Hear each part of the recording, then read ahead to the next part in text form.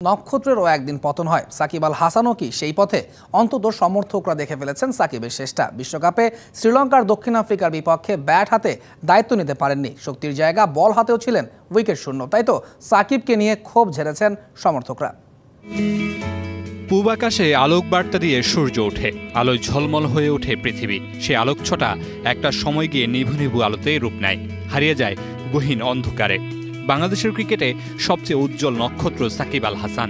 নক্ষত্রেরও নাকি পতন হয়, সেই পতনের পথেই কি সাকিব আল হাসান? 6 আগস্ট 2006 বাংলাদেশের ক্রিকেটে আগমন হয়েছিল সাকিব আল হাসান নামের এক আলোকোজ্জ্বল সূর্যের। সে আলোর মাত্রা সময়ের সাথে সাথে বেড়েছে, আলোকিত হয়েছে বাংলাদেশের ক্রিকেট। একটা সময় পর টাইগার ক্রিকেটের সবচেয়ে উজ্জ্বল আলোতে রূপ নেয় সাকিব নামটা।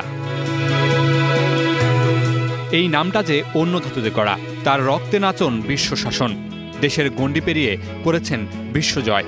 সবচেয়ে লম্বা সময় ধরে ক্রিকেট বিশ্বের সেরা অলরাউন্ডার একটা সময় সূর্য ছাড়িয়ে নিজেই হয়ে উঠেছেন একটা নক্ষত্র। তবে নক্ষত্রেরও নাকি পতন হয়, এই প্রবাদও মিলে যাচ্ছে সাকিবের সাথে। সেই পতনের শেষটাই কি দেখে ফেলেছেন সমর্থকরা?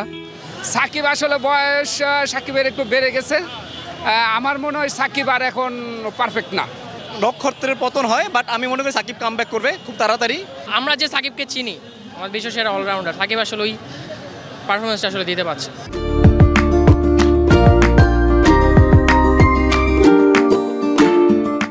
নামটা যে সাকিব, যতবারই হারিয়ে যাওয়ার কক্ষপথে উঠেছেন, বিদ্ধ হয়েছেন সমালোচনায়, ততবারই ফিরেছেন আপন মহিমায়। জানান দিয়েছেন ফুরিয়ে যায়নি, আমি আছি বলার উইলোর লড়াইয়ে সেরা হয়ে।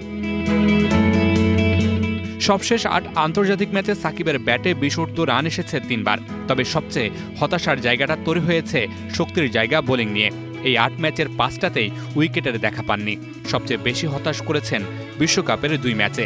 বলের পাশাপাশি ব্যাট হাতে দায়িত্ব নেওয়ার জায়গায় আউট হয়ে ফিরেছেন বাজে শটে। কিন্তু নামটা যে সাকিব আল হাসান, এখনও পথটা বাকি অনেক।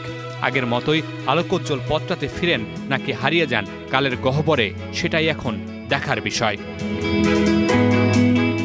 Mamunur Rashid, DBC news desk.